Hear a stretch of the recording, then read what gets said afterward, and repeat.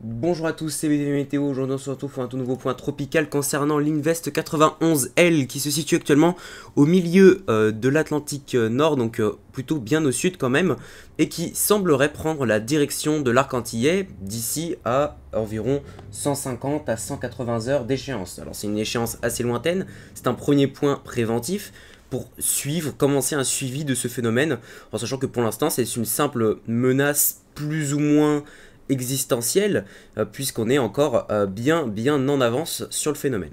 Donc actuellement il est en train de se développer progressivement, hein, assez lentement. On voit qu'il n'est pas du tout organisé, il a simplement quelques petits développements donc, sous forme de convection plus ou moins organisé, voire pas du tout organisé. Vous voyez, ça vient par vague en fait, et le phénomène n'a pas encore d'enroulement, donc pour l'instant il ne représente pas un danger de ce point de vue là. S'il reste cette intensité là, ce sera un simple amas orageux avec peut-être quelques rafales sous les orages, mais rien de bien méchant.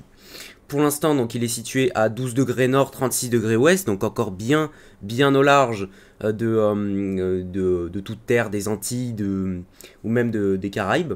Donc il est encore vraiment loin, on a le temps de le voir arriver. Comme vous le voyez ici sur les différents modèles, on voit qu'il devrait avoir un impact, ou alors il se situerait plus proche de l'arc antillais d'ici à 150 heures d'échéance, donc on est encore vraiment avec pas mal de marge. Et donc, le phénomène est en train progressivement de se faire cerner par les modèles. En tout cas, les prévisions commencent à devenir de plus en plus fiables, au moins pour la direction de ce phénomène, et pas encore, on le verra au niveau de l'intensité, il y a encore pas mal de soucis là-dessus. On va commencer par les prévisions du NHC. J'ai fermé la page du NHC. Donc le NHC qui voit donc ici un cône de renforcement à 90% de chance donc de formation d'une tempête tropicale dans toute cette zone, donc à partir d'ici donc de 40-50 degrés ouest, et qui semblerait prendre la direction ici de l'arc antillais. Il faut savoir que cette prévision a légèrement changé, car il y a encore quelques prévisions. Le NHC a envisagé un renforcement plus au nord, donc un cône beaucoup plus large et plus au nord. Donc là le cône s'est resserré, a perdu même un peu de longueur jusqu'à ici proche de l'arc antillais. On verra pourquoi ce cône s'arrête au niveau de l'arc antillais. Il y a quelques petits couacs au niveau des prévisions à partir de la fin du cône, donc juste avant l'arc antillais, mais vous allez voir c'est soit bénéfique ou alors malheureusement c'est pas bénéfique pour la suite de ce phénomène. Donc on a ici les différents paramètres entrevus par le modèle Chips, donc le modèle en général qui s'affole un petit peu sur l'intensité des phénomènes, mais qui parfois reste assez calme. Là pour l'instant il est encore assez calme, mais il est dans la brochette haute, voire même c'est le scénario le plus pessimiste pour l'arc antillais. Pour l'instant vous voyez, on va se concentrer sur cette prévision, donc jusqu'à un renforcement. Vous voyez, on voit même pas l'arc antillais encore, donc pour l'instant on va parler de cette partie-là.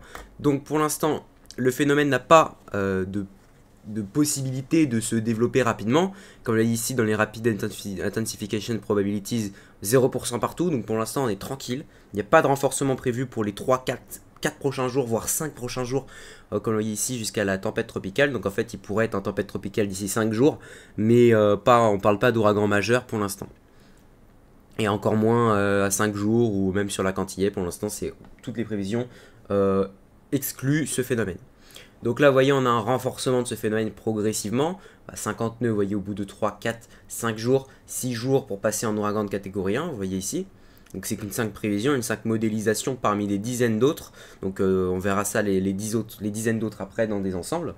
On voit ici que le potentiel est très présent, puisque la température de l'eau est en train de se réchauffer.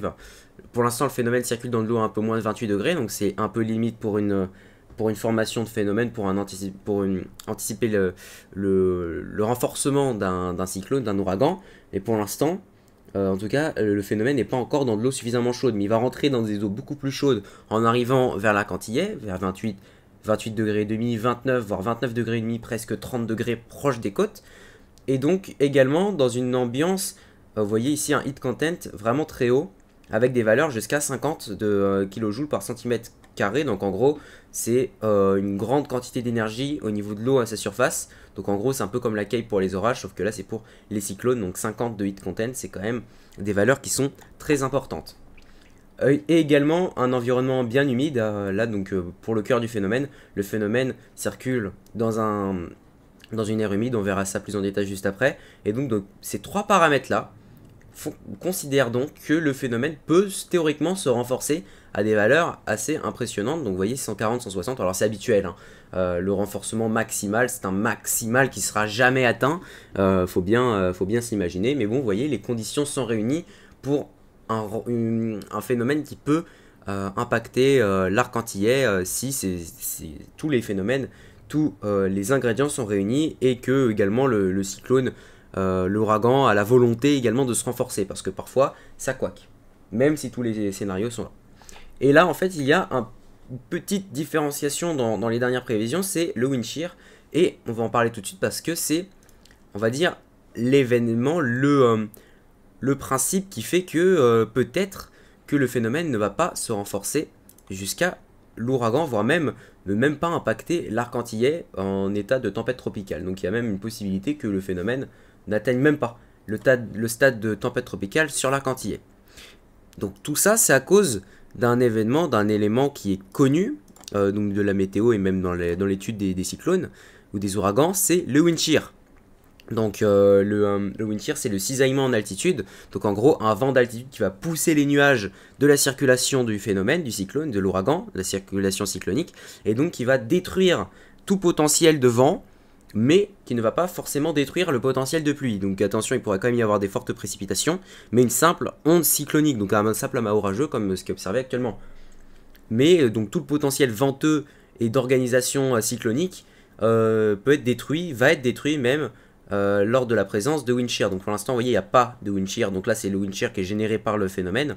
Donc il n'influe pas sur son propre phénomène, puisqu'il circule quasiment dans le même sens que lui. Donc simplement dans le sens inverse, c'est normal, c'est la convection qui sort du centre du phénomène, qui part donc dans l'autre sens pour alimenter les anticyclones. Enfin bref, donc là vous voyez le vent qui vient ici alimenter l'anticyclone.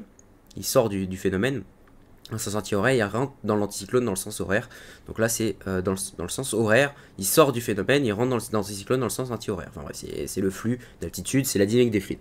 Et donc on voit bien ici qu'il n'y a pas de wind shear, donc une branche de wind shear, ici on l'a ici, une branche de cisaillement plus au nord. Ici vous voyez qu'il n'y a pas de branche de cisaillement à proprement dit sur le phénomène. Donc le phénomène peut librement se renforcer, si évidemment l'eau est suffisamment chaude, s'il y a la volonté également de se renforcer, parce que c'est bien marrant, mais des fois il y a un couac qui fait qu'il ne peut pas réellement se renforcer. Ça peut être une inversion thermique par exemple, ou alors une masse d'air un peu trop sèche. Donc là c'est peut-être le cas ici, proche de l'arc antillais sur cette phase, donc entre 40 ouest et 50 ouest, donc il sera peut-être en tempête tropicale à ce moment-là.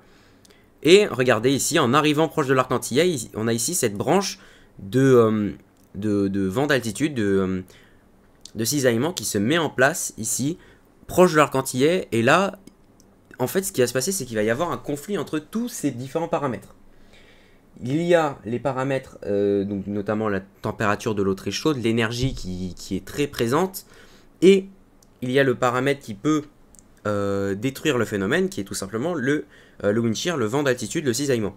Et donc, s'il y a le cisaillement toujours visualisé comme ça, le phénomène va se renforcer un petit peu, mais ne représente pas un risque pour l'arc antillais. Vous voyez, là, on a un scénario de GFS qui est minoritaire actuellement, qui voit un phénomène en catégorie 1 sur l'ensemble de l'arc, mais qui est légèrement affaibli par le cisaillement d'altitude. Donc les prévisions de GFS sont quand même assez pessimistes sur ce phénomène. On verra les ensembles juste après. Mais vous verrez qu'il y a beaucoup de prévisions qui ne voient pas d'impact en ouragan sur l'arc antillais, mais une simple tempête tropicale, ou alors même une simple onde tropicale sans réelle importance en termes de puissance de vent. Mais peut-être en termes de pluie, de précipitation, un peu à l'image de ce qui s'est passé il y a 3 semaines de mémoire. Donc le wind shear peut affaiblir la menace de ce phénomène, mais s'il n'y en a pas, alors là il y a des possibilités que le phénomène se renforce. Pour l'instant, on ne peut pas encore prévoir avec certitude ce courant d'altitude, ce wind shear, ce cisaillement. Mais si les prévisions venaient à mettre un cisaillement encore plus important, là il n'y aura plus aucun risque sur l'arc antillais.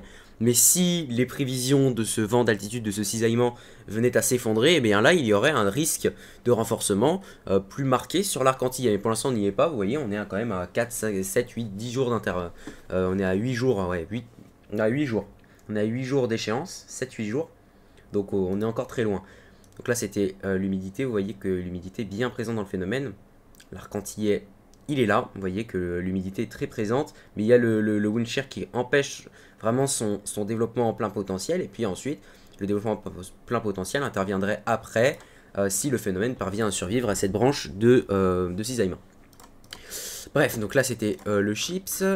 On a ici donc quelques modèles en tracker qui voient un phénomène se maintenir en état de onde tropicale, voire même mourir un peu avant l'arc. Vous voyez ici que pas mal de ces prévisions le voient mourir par ici avant l'arc antillais. Donc sauf le GFS que je vous ai montré juste avant qui voit le phénomène se maintenir.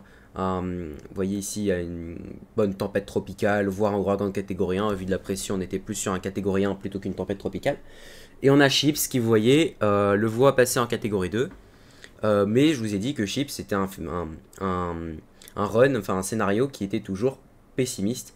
Les deux plus pessimistes restent le HFS-A et le HFS-B, qui sont les deux scénarios qui sont habituellement les plus pessimistes et qui sont là très optimistes pour une fois. Donc ils voient le phénomène avoir du mal à s'organiser, à se renforcer, même mourir avant d'arriver sur l'arc antillais.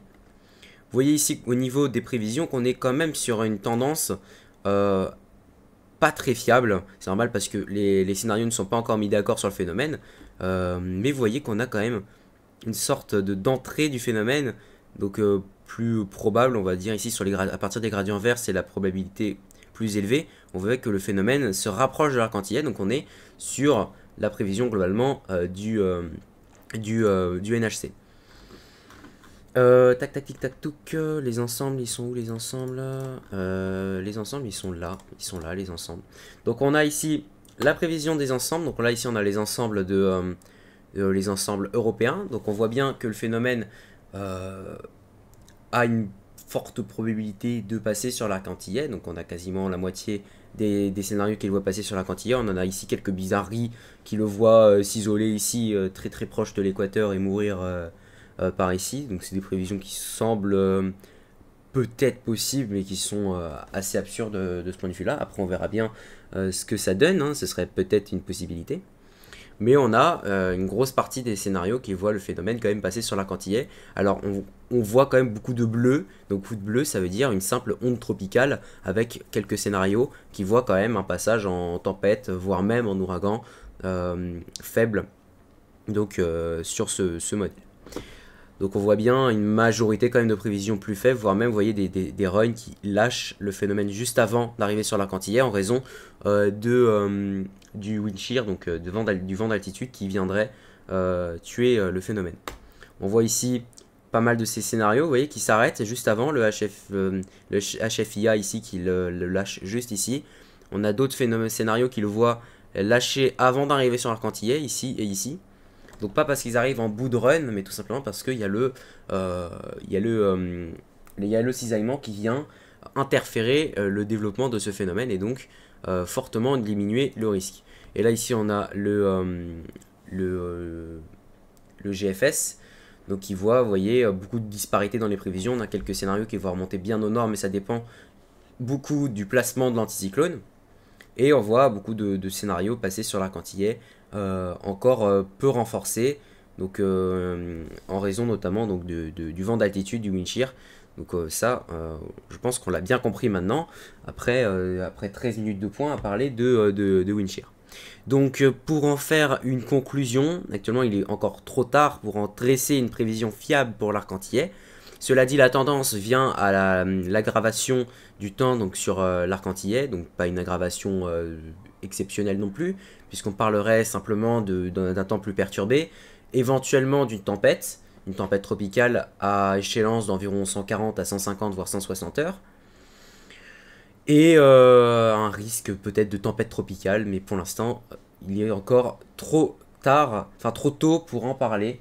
Réellement pour dresser la puissance des vents et dresser vraiment l'endroit, la zone où le phénomène va impacter. Ça, on verra ça d'ici 140 heures ou 130 heures quand le phénomène sera situé ici à 55 degrés ouest. Donc on a vraiment pas mal de temps. Bref, c'était VDV Météo, on se retrouve très prochainement pour un nouveau point météo et un point tropical et il sera bien différent. Et bye.